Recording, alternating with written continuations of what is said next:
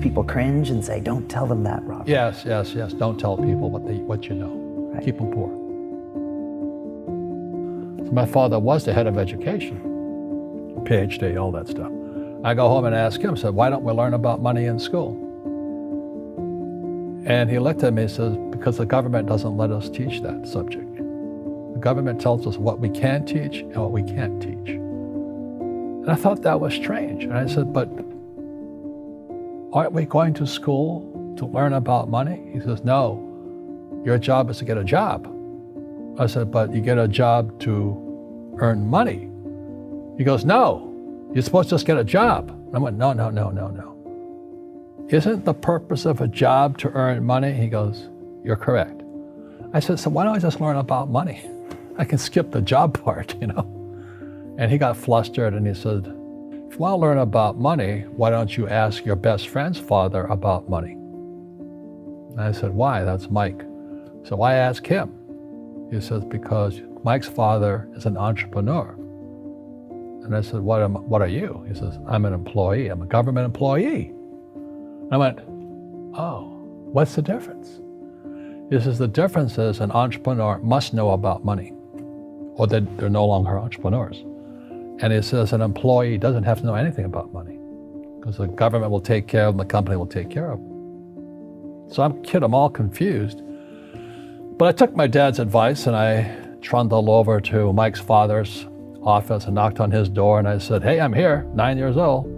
Teach me about money. He says, beat it, kid, you know. But that's where the story of Rich Dad, Poor Dad started.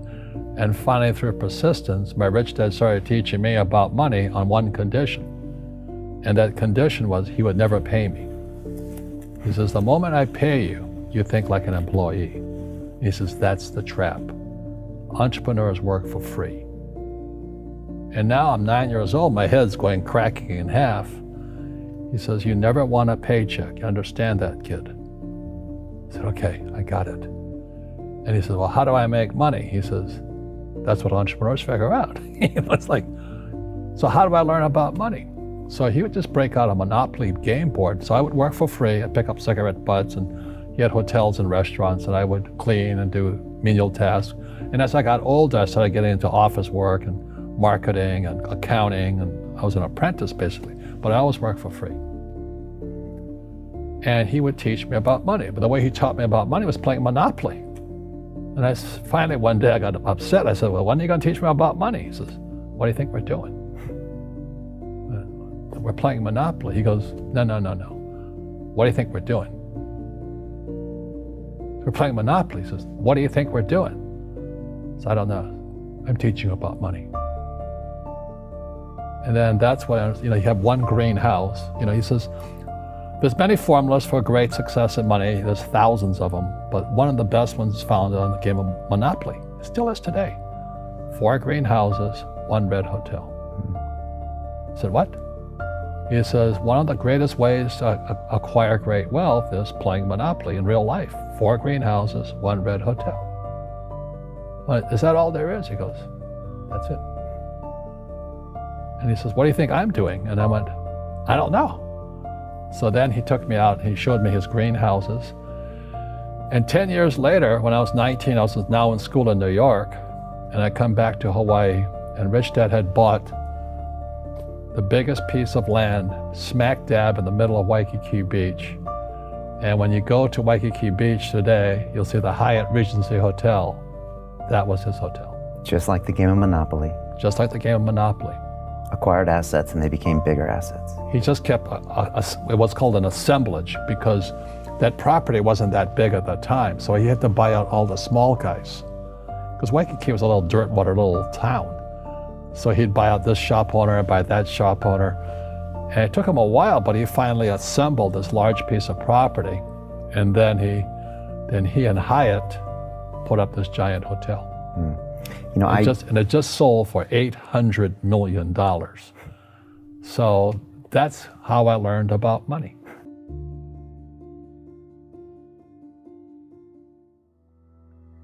I've had financial crashes. I've had people stab me in the back, but they're all good because I grow from it. That's spirituality. Right. People who are afraid of making mistakes, like they teach in school, they don't ever grow.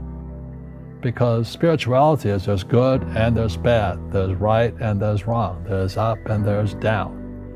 Most people only want to be right, they only want to be positive.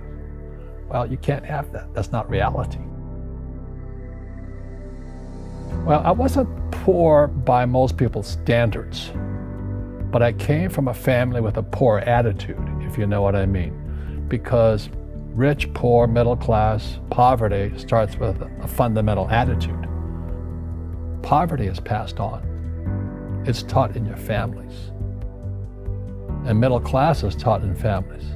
And so the people right now who are sitting at home, who are struggling financially or worried about money or unhappy, they may be making a lot of money, but unhappy with what they're doing, it was probably taught to you. You know, your superego was taught, get a job, work hard, or you'll never be rich, or the rich are evil, or whatever. The school system will never teach you about money. The school system was designed to teach you to be an employee, which is important, or a doctor or a lawyer, a specialist, but never about money. And what most people lack is real business knowledge, like accounting, like debt, like taxes. You got to know that stuff, but they don't teach it in school to anybody. So, and then when people ask me, how did your rich dad learn this when your poor dad, a PhD, didn't? And the answer is very simply, my rich dad, who's my best friend's father, his father died when he was 13. So his rich dad had this family business at 13 to run. So he had to drop out of school, which was his blessing. There's blessings, and sometimes the blessing doesn't look like a blessing, but it turned out to be a blessing. And then his teachers became his bookkeeper, his accountant, his attorney, his banker, his real estate agents.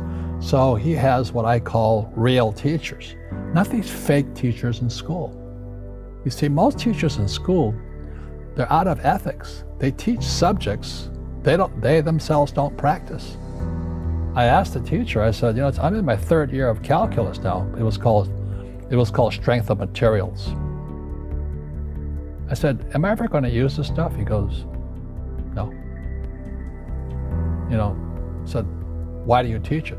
He says, because I get paid. I said, do you ever use it? He goes, no. And that's why, you have to, in life, one of the things I suggest to people, you got to find a real teacher versus a fake teacher. And a fake teacher is somebody who doesn't do what they teach. And a real teacher is doing what they teach every day. So my accountants, my attorneys, they're in it every single day. That's how I learn, because every day I'm solving problems in my business. So I have accountants and attorneys and bankers and all these people on speed dial because I'm solving problems with my team.